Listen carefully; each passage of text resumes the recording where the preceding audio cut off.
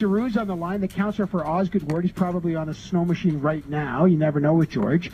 He's an expert. We've got Michael Kakish, the councillor for Gloucester South Nepean, who also is the special envoy to the Syrian refugees. So this is, gentlemen, welcome to the program. Thanks, Evan. Always good to see you. Mr. Kakish, can you just put your microphone a little closer? Because when I grill you, I want to hear you. Oh. I'm not going to start with you. I just want to make sure. You're very feisty with those new glasses, too. Well, it's radio. No one can see. I'm just happy I'm fully clothed. Riley Brocken, the Vice Chair of the Community and Protective Services Committee. I had Catherine McKenney on. They're going to hear this report, and there's going to be 25 interveners or contributors on a sanctuary city motion. Montreal, Vancouver, other cities have it. What's your take? Should Ottawa become a sanctuary city? Well, this has been in the public domain for a couple months now, and still members of council and many members of the community are trying to figure out what exactly the problem is that we're being asked to solve. Certainly a designation or a declaration is one thing that some proponents are looking for, but I'm, Evan, trying to get to the root of the matter and trying to determine if there is programming or services that are being denied to a certain segment of the population to address that. And I'm really, members of council have received a significant amount of correspondence, people in favor of a declaration, people who are strongly opposed to a declaration, and those who are proponents, I write back to many of them and say, all right, please tell me, what is the issue? Where are the issues in this city that you want us to focus on? What examples can you provide us where services or programs have not been offered? And I'm not getting replies. I'm not getting substance back. So that's what I'm trying to get at. A declaration is one thing. I don't think that solves any issue that may or may not exist. Okay, so there is this whole, that's Riley Brocken. Let me go to Michael Kakish. I've heard a lot of councillors say, this is a solution without a problem. And as Riley Brocken says, what's the problem? The problem is not going to jump at people like you because they're afraid. You hear from groups like Refugee 613 who say, of course they don't come to you. You're part of the problem. There are people here, and Catherine McKenney was just here, and she said, look, the problem is that when you talk to organizations that work with refugees and immigrants, that there are people who have come here legally. Then for whatever reason, their visa time is over or whatever, they might have been here for a long time, they slip out of status and they may come back into status. And in that intervening status, they don't want to talk to counselors because they're afraid they'll be deported in that time. They just want to, they pay tax, they pay their sales tax, they want to make sure that if they avail themselves of an issue, during that time they've slipped out of status. And this isn't a big problem because you don't know about it. It's an invisible problem because they're terrified to come forward. But the refugee groups are saying, then let's just, as other cities have done, more than just a symbolic gesture, make sure that they get an opportunity to maybe not in that moment get deported. What do you make of that explanation? Well, I think then we're getting into a whole different issue, right? And a federal issue, an immigration issue, and other levels of government. At the end of the day, when it comes to what we control as a city and city services, we have clear evidence that we've been very proactive in terms of allocating resources, staff, energy, city facilities, and prime example, as you pointed out, with the Syrian refugees recently and other refugees over the decades. Ottawa has always been a welcoming city, and we have absolutely no evidence that anybody has been turned away. Now, for those other people that you say are, for example, documented or, their papers have expired and that sort of thing, well, that's not really anything that the city can do anything about. But that's the point. But that would be the point. I mean, the federal, if the sanctuary city point, and again, I'm not advocating one way or other, but here's what the proponents like McKenney would say. This is the whole point. Don't do the federal government's job. Let the federal government, because it's their jurisdiction, deport or figure that out. All the sanctuary city does is if that person is slipped out of status and they avail themselves out of the service, the city then doesn't do the federal government's job and then deports them. Right. Let them figure that out. But the city also has a lot of regulations to the province, to the federal government. For example, when it comes to let's say social assistance or provincial welfare, Ontario Works, or disability. Those are things where we need certain documentation to provide those services. We, we are funded by the province for the services. We deliver those services, so it's our people that do that. And there's talk in the report about don't ask, don't tell. Well, that we don't decide that. Well, there's provincial regulations that are but you above don't us have to that we have provide to. a service. The idea wouldn't There's be a you lot have to of provide a services that we service. can. No, I know, but you wouldn't be like you have to give them a service without papers. You would just have to not report them if they. But that's what I'm saying, though, Evan, is that we're also under provincial regulations. We can't do that stuff. You can't say, okay, don't ask, don't tell. No, that's not how it works. Well, the city has an obligation to follow certain guidelines when it comes to, for example, social assistance. When it comes to pools, OPL, public library, all those stuff, those are open, and we never ask those questions to begin with. But when it comes another more complex issues like social welfare, for example, which is administered by the city, funded by the province, those are more complicated, and you can't tell our staff don't ask, don't tell. Then we're putting the city at legal liability. That's an interesting. So that's something you got to keep in mind. That's true, and I wonder if the city solicitors waited. The truth is, there's precedent for this. Other cities have managed to do this. George DeRuse, where are you in on this? I gotta echo what my both colleagues said, and I respect everybody's opinion.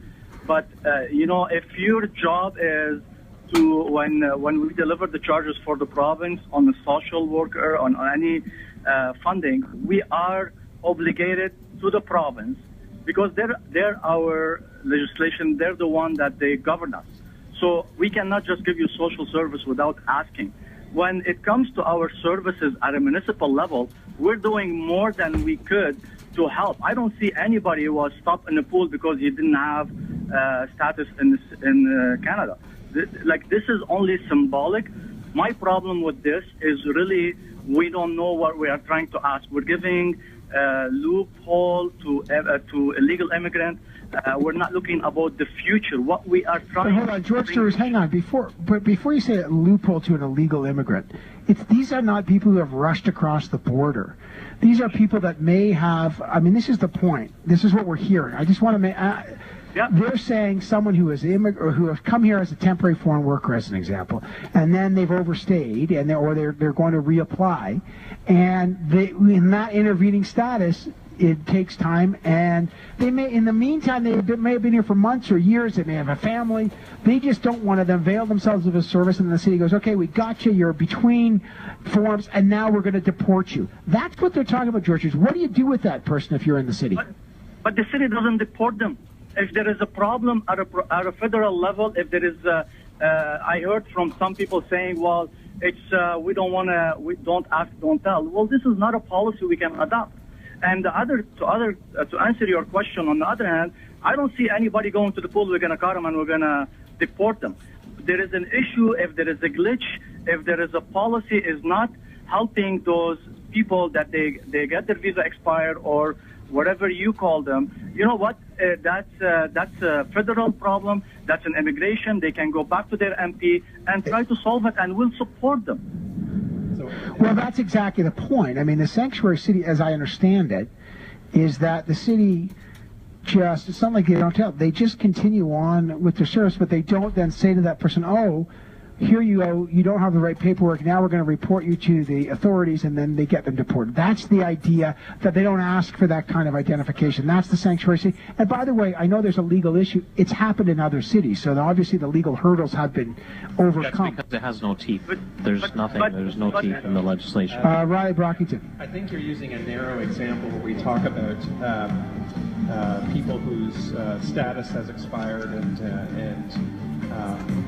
they have to renew it. I see two camps. You've got illegal people who are in Canada illegally that people are concerned about using. Riley, we can't hear you. Let me take a short break. We're having. Let's take a break with Riley Brockington, George DeRuse, and Michael Kakish. We can't really hear your microphone. He's soft-spoken, but he's carrying a very strong point here. We're going to talk about that. I want to talk about the police regarding this wristband supporting the officer recently charged by the SIU, the Special Investigations Unit. Michael Kakish, George DeRuse, and Riley Brockington on City Wednesdays. They will be right back. Let's take a short break. I'm Evan Sullivan. This is Ottawa Now. Here is JJ. I make some sun and cloud on this Wednesday afternoon, and Our City Wednesday discussion. I'm going to give you a chance to finish up on sanctuary cities because we dropped out your mic, Riley Brockington. It was not an editorial decision, although I know in this day and age of fake news, But I saw you. Michael, I'm trying to switch off. What were your last point on that? So Sanctuary City of Ottawa describes migrants with precarious immigration status, people like refugees, international students, work permits. My point is people in that camp have come to Canada legally. They've gone through the proper paperwork. They've taken the steps necessary to come here. If those folks aren't receiving programs or services, if there are issues in the City of Ottawa, I want to hear about that. What I'm receiving strong reaction and opposition from my residents is the other camp, people who are not here legally.